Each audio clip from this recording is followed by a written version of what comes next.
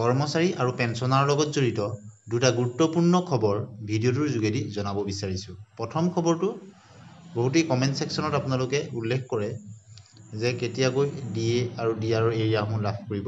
সেই সম্পৰ্কত আপোনালোকে স্ক্ৰীনত নিশ্চয় দেখিছে। বৰ্ধিত হাৰত 58% মৰগীয়া বানচ মৰগীয়া সকাহ অক্টোবৰ মাহৰ দৰমহা পেঞ্চনৰ সৈতে নৱেম্বৰ 2025ত দিয়া হ'ব। আৰু মৰগীয়া বানচ মৰগীয়া সকাহৰ বকেয়াসমূহ 1/7/2025ৰ পৰা 30/9/2025লৈকে কাৰ্যকৰী হোৱাকৈ 2025 চনৰ ডিচেম্বৰ, 2026 চনৰ জানুৱাৰী আৰু 2026 চনৰ ফেব্ৰুৱাৰী মাহত তিনিটা সমান কিস্তিত কৰ্মচাৰী পেঞ্চনাৰসকলৰ বেংক একাউণ্টৰ জৰিয়তে প্ৰদান কৰা হ'ব। গতিকে আপোনালোকে নিশ্চয় অৱগত হৈছে কেতিয়ালৈ আপোনালোকে DA আৰু DR এৰিয়াসমূহ লাভ কৰিব। গতিকে যেতিয়া বৰ্ধিত হাৰত এই DA DR ঘোষণা কৰা হৈছিল তাৰ পিছতেই প্ৰকাশ কৰা হৈছিল। গতিকে এই বকেয়াসমূহ 1/7/2025ৰ পৰা 30/9/2025লৈকে কাৰ্যকৰী হোৱাকৈ ডিচেম্বৰ 2025 আৰু 2026 চনৰ জানুৱাৰী আৰু 2026 চনৰ ফেব্ৰুৱাৰী মাহত তিনিটা সমান কিস্তিত কৰ্মচাৰী পেঞ্চনাৰসকলে লাভ কৰিব।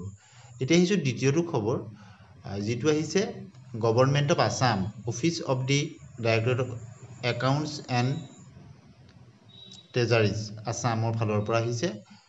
আৰু ফ্ৰম আপোনালোকে দেখিছে আৰু টু দি অল ট্ৰেজাৰী অফিচাৰলৈ প্ৰেৰণ কৰি দিয়া হৈছে। বিষয়বস্তুটো হৈছে ইউজেজ অফ PRAN প্ৰাণ, যিটো পাৰ্মানেণ্ট একাউণ্ট ৰিটায়াৰমেণ্ট নাম্বাৰ, যিটো চৰকাৰী কৰ্মচাৰীসকলৰ থাকে। গতিকে usage of PRAN for deduction of NPS contribution, অৰ্থাৎ NPS কণ্ট্ৰিবিউশ্যনৰ ক্ষেত্ৰত PRAN প্ৰাণ ব্যৱহাৰ কৰিবৰ কাৰণে কোৱা হৈছে। ইয়াত আপোনালোকে বিষয়টো ৰেফাৰেঞ্চ নাম্বাৰো দি দিছে। গভৰ্ণমেণ্ট অফ কেইবাটাও পইণ্ট ইয়াত ৰেফাৰেঞ্চ নাম্বাৰ দি দিছে, আপোনালোকে নিশ্চয় দেখিছে। ইয়াত লিখিছে with reference to the subject cited above I am enclosed here with an up-to-date list of the NPS employees under your jurisdiction who have not obtained a প্ৰাণ till date, অৰ্থাৎ বৰ্তমানলৈকে বহু কৰ্মচাৰীয়ে তেওঁলোকৰ প্ৰাণ নাম্বাৰসমূহ পোৱা নাই, যাৰ কাৰণে তেওঁলোকৰ NPS ডিডাকশ্যনৰ ক্ষেত্ৰত অসুবিধাৰ সন্মুখীন হৈছে।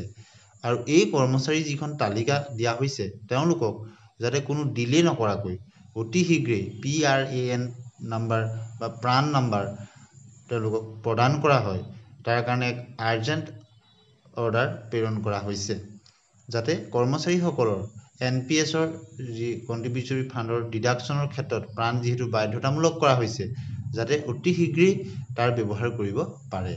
গতিকে এখন কৰ্মচাৰীৰ লিষ্ট দিয়া হৈছে যিসকলে বৰ্তমানলৈকে প্ৰাণ নাম্বাৰ পোৱা নাই। আপোনালোকে নিশ্চয় জানে NPSৰ কণ্ট্ৰিবিউশ্যনত প্ৰাণ নাম্বাৰটো ব্যৱহাৰ কৰা হয় তাক ডিডাকশ্যন কৰোঁতে।